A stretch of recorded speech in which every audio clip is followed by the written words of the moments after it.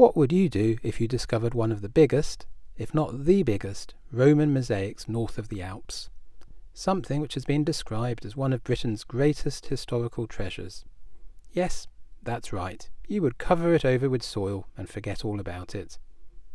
It's hard to believe, especially now when any newly discovered Roman remains receive so much attention, but buried under a Gloucestershire churchyard in the pretty village of Woodchester in England is a large and well-preserved Roman mosaic.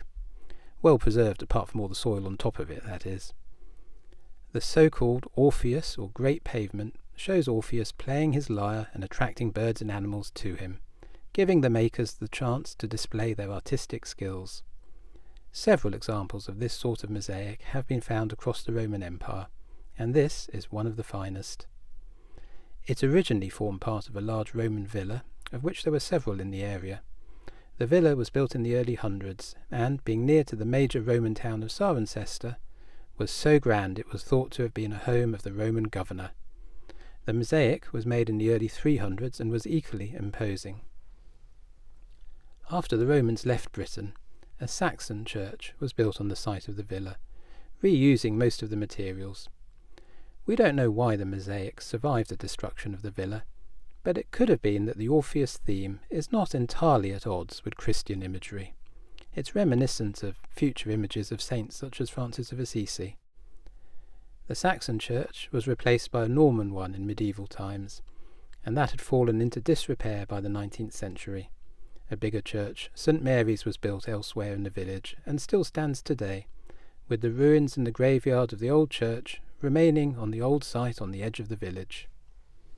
There was just one mention of the mosaic in St Mary's when I went to see it, on an information board showing the local school's visit to the old church. "Can it really be beneath the grass?" is the sceptical caption above an old black and white photo from the last time it was uncovered. At some point the mosaic was buried, and probably forgotten about, until its rediscovery in 1793, after which it was neither treasured nor looted, but reburied.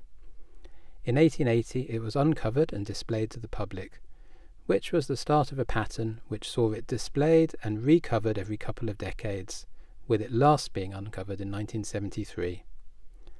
This time there was much interest, and over 7 weeks around 140,000 people came to see it, causing chaos and traffic jams in the narrow streets of the village of Woodchester. So great was the congestion that the mosaic was reburied and has not been seen since, and there are no plans for it to be displayed again. If you go there today, there is an information board which acknowledges the existence of the mosaic, but there is no sign telling you exactly where it is. According to the solitary information board, the mosaic is buried deep beneath the present surface. But that's not the end of the story, and there are a couple of twists. The first is that local builders Bob and John Woodward spent 10 years creating a same-size replica of the mosaic, with even the replica being described by the British Museum as being of national importance. Unlike the original, which had suffered some damage from grave digging, the replica showed the mosaic's full beauty. I've used a mixture of images from the original mosaic and the replica in this video, as the old photos of the original are of lower quality, and I suspect do not do justice to the mosaic.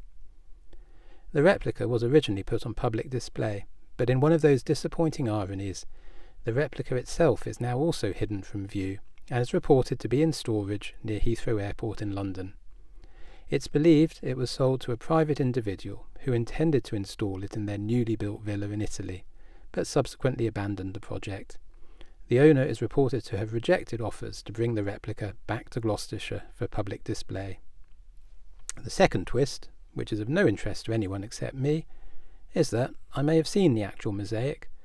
My grandparents lived just a couple of miles from Woodchester at the time, and my father was one of the hordes of people who went to see it.